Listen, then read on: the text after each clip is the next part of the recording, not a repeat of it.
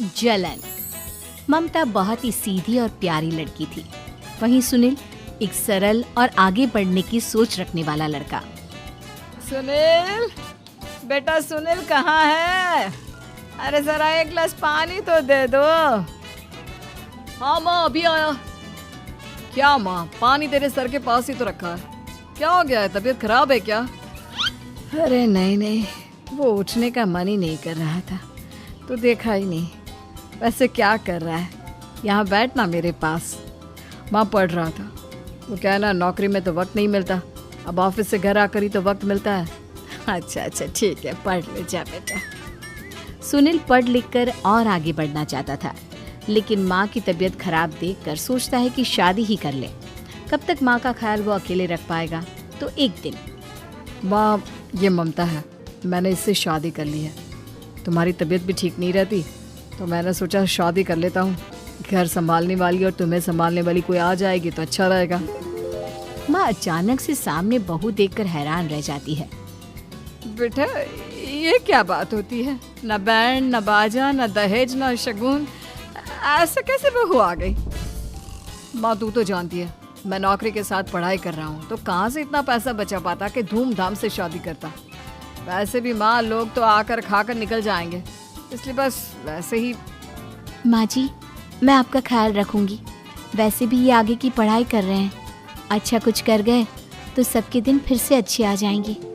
सास को ममता की बात ठीक तो लगती है, लेकिन मन में कहीं ना कहीं लगता है कि कहीं बहू बेटे को लेकर फुर्र ना हो जाए और फिर तो वो रह जाएगी अकेली। बेटा देख, मेरा जो कुछ भी है वो सुनील ही है, और सुनील का भी अब इस दुनिया में मैं ही हूँ और कोई नहीं। क्या सुनील? बिल्कुल माँ, लेकिन आज से ममता भी मेरे जीवन का अहम हिस्सा है, जैसे तू है। सास को बड़ा बुरा लगता है कि उसकी सल्तनत में कोई और हिस्सेदार कैसे हो सकता है। कैसे कोई और उसके 30 साल के बेटे की जिंदगी में अचानक से आकर बराबर का हिस्सेदार बन सकता है। देख बहू, मैं भले थोड़ा बीमार रहती हूँ, लेकिन इसका मतलब यह नहीं कि घर की चीजों में मेरा कंट्रोल खत्म हो गया है। मैं आज भी इस घर की रानी हूँ, समझी? बेटा सोचता है कि ये माँ को अचानक से क्या हो गया। कल तक जो माँ कहती थी कि जिंदगी का कोई भरोसा नहीं, वो अचानक से जंग के मैदान की झांसी की रानी कैसे बन गई? माँ क्या हो गया है? सब ठीक है ना? अचानक कैसी बात कर रही हो? ममता का आज पहला दिन है, स्वागत करो उसका। आसपास की आंटियों को बुलाओ, नई दुल्हन की मुंह दिखाई करवाओ। खैर, सास होने का फर्ज निभाती है और बाद में एक सहेली के साथ बाहर निकल जाती है। क्यों री बताया नहीं कि बेटे का ब्याह कर रही हो? वैसे तो सारा दिन हम ही में घुसी रहती हो। अरे मुझे भी तो अभी पता चला, यूं अचानक सर पर लेकर आ गया। कहता है बहू है माँ तुम्हारी, अब इसको भी इतना ही मैं प्यार करता हूँ जितना तुझे करता हूँ। लो जी, ये क्या बात होगी? क्यों इतना प्यार करता है? अरे माँ का प्यार तो ज्यादा होता है। अब उसको तो कोई दूसरा पति मिल सकता है, लेकिन तुम ही बताओ, क्या माँ की ममता किसी और की हो सकती है? ना जी ना, बेटे को समझाओ ये बात।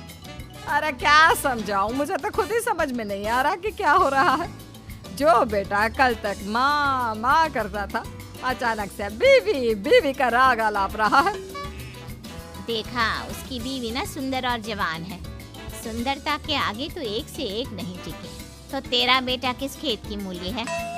सास को भी समझ में आ जाता है कि बहू की सुंदरता के आगे माँ का प्यार किसी काम का नहीं। उधर बीवी, ए जी, अम्मा जी सहेलियों को छोड़ने गई थी, अभी तक आई नहीं, हम देख आए क्या? अरे रहने दो ना, आ जाएंगी। कहाँ जाएगी, उनकी आदत है, एक बार जाती है तो पूरी पंचायत खत्म करके ही आती है। अच्छा ही है, खाना वाना खा कर गई होगी। छोड़ो ना, घूमेगी तो खाना पचेगा, नहीं तो ऐसे ही खाट पकड़ लेगी। बहू भी शांत हो जाती है। उधर सास सोचती है कि आज थोड़ा देर से ही घर जाती हूँ, जब बेटा परेशान होकर ढूंढेगा तब मजा आएगा। बीवी को खुद ही पता चल जाएगा कि माँ के आगे उसकी दाल नहीं गलेगी। लेकिन वहीं दूसरी ओर घर पर, ए जी, माँ जी अभी भी नहीं आई, हमको तो घबराहट हो रही है कि क्या करें, जाकर पता करें किसी के घर। अच्छा, कहाँ जाओगी ये भी बता दो। पहला दिन है तुम्हारा इस घर में और एक ही दिन में मोहल्ला छानोगी क्या? हाँ, तो आप भी तो नहीं जा रहे हैं ना, हमको फिक्र हो रही है। अरे यार, ये रोज का है अम्मा का, खाओ और सो जाओ। बस फिर क्या था, बेटा बहू खाना खाते हैं और कमरे में सोने चले जाते हैं। उधर जब सास को कोई देखने नहीं आता तो वो हार कर घर आ जाती है, जहाँ वो देखती है कि सारे घर की लाइट्स बंद है। सास को गुस्सा आता है, बहू, ममता बहू कहाँ हो? लेकिन सारे दिन की थकी बहू को ऐसी नींद आती है जैसे किसी ने भांग की गोली खिला दी हो। वो तो नहीं उठती। उठकर आ जाता है बेटा। तो क्या बात है अम्मा, काहे चिल्ला रही हो? अरे सो जाओ ना, सुबह की थकी है बहू, वो सो रही है। जोर से बोलोगी तो नींद खुल जाएगी उसकी। माँ को गुस्सा आ जाता है। फिलहाल तो सो जाती है, लेकिन मन ही मन ढेर सारा जहर बहू के लिए भरा होता है। सुबह बहू चाय बना रही होती है कि सास धीरे से गैस तेज कर देती है, जिससे चाय का बर्तन जल जाता है। और जैसे ही बहू चाय का बर्तन उठाती है, उसका हाथ जल जाता है। मेरा हाथ जल गया। वो जोर जोर से चिल्लाकर इधर उधर भागती है कि सास थोड़ी देर में उसके हाथ में पानी डाल देती है। हाय रे बहू, क्या कर रही हो? पहली बार रसोई छुई हो क्या? सासू माँ, गलती से गैस तेज रह गई थी और बर्तन जल गया, जिससे मेरा हाथ जल गया। हाय रे, कितना गंदा दाग। छी छी छी छी, मुझे तो उल्टी आ रही है तेरा गला हुआ मांस देखकर। तू ना मुझे अभी साथ से खाना मत लगाना। बहू भी खुद का हाथ देखती है तो उसे भी रोना आ जाता है। कुछ दिनों के बाद सास की सहेली आती है, बहू चाय बनाकर लाती है। उसके जाने के बाद सहेली कहती है, बहू की सुंदरता ऐसी है कि कोई भी दीवाना हो जाए। वैसे तेरे बेटे का क्या हाल है? अरे वैसा ही है, बहू के पीछे लग दो। क्या करूं, कुछ समझ में नहीं आ रहा। मैंने तो बहू के चेहरे पर दिवाली के पटाखे की चक्री फेंक दी, उसका पूरा चेहरा जल गया। अब देखो ना रही सुंदरता, और ना ही अब मेरा बेटा उसे पूछता है। अरे अब तो वो उसे छोड़कर दूसरी भी देखने को बोल गया है मुझे। बहू सारी बात सुन रही होती है। आंटी, एक बात बताइए, क्या भरोसा है कि दूसरी सही आए और आपके अनुसार रहे?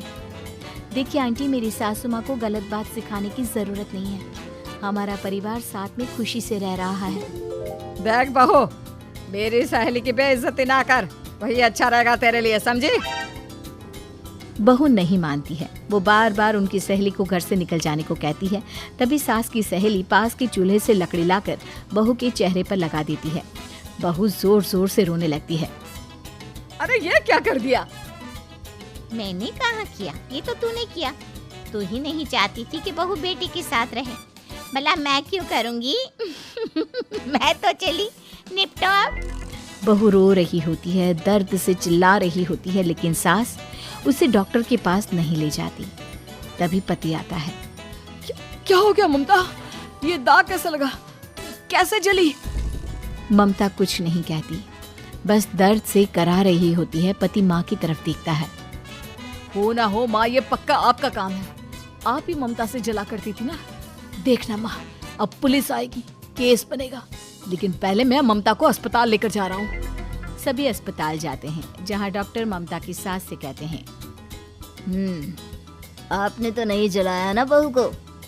अब ममता की सास के तो पसीने छूट रहे होते हैं। वो घबरा कर कहती है, ना ना डॉक्टर साहब, कैसी बात करते हैं? हम क्यों जलाएंगे अपनी बहू को? डॉक्टर ममता के पति से पूछते हैं। देखिए, क्योंकि ये ससुराल में जली है तो मामला पुलिस का बनता है, तो आप पहले पुलिस को बुलाइए, तभी इलाज पूरा होगा। सास डर जाती है कि अब तो बच्ची जिंदगी जेल में ही रहना होगा। रहने दीजिए ना, पुलिस को क्यों बुलाना? सारी हंसी खत्म हो जाएगी जब पुलिस के डंडे पड़ेंगे। बहू को जलाना भले ही बहुत आसान हो, लेकिन उसके बाद सारी जिंदगी जेल की हवा खाना। सास डर जाती है। पुलिस आती है।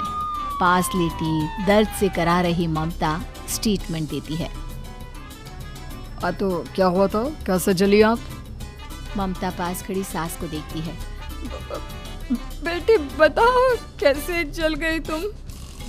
ओए, काका का किरण वाली शाहरुख, चुप, बिल्कुल चुप। सास चुप। सभी इंतजार करते हैं कि ममता क्या बोलेगी। जी, मैं खाना बना रही थी, लकड़ी उड़कर मेरे ऊपर गिर गई और मैं जल गई। सास बहू की बात सुनकर रोने लगती है। देखा माँ, कितनी समझदार है ममता। ये चाहती तो, हाँ बेटा, ये चाहती तो मैं आज जेल में होती। मुझे माफ कर दे, मैं आगे से अभी कभी ऐसा नहीं करूंगी। बहू के साथ मिलकर रहूंगी, मुझे माफ कर दे।